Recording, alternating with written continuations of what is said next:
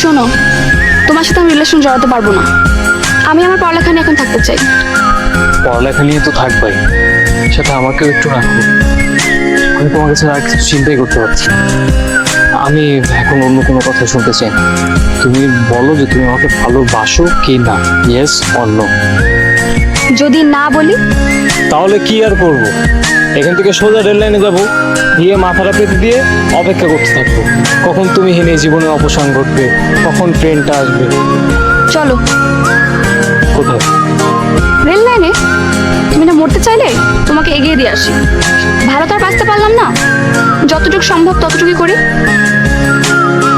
মরে যাওয়াটা অতটা সোজা না যতটা তুমি ভাবছো। কারো প্রেমে পড়াটাও এতটা সোজা না। তাহলে পড়লে কিভাবে?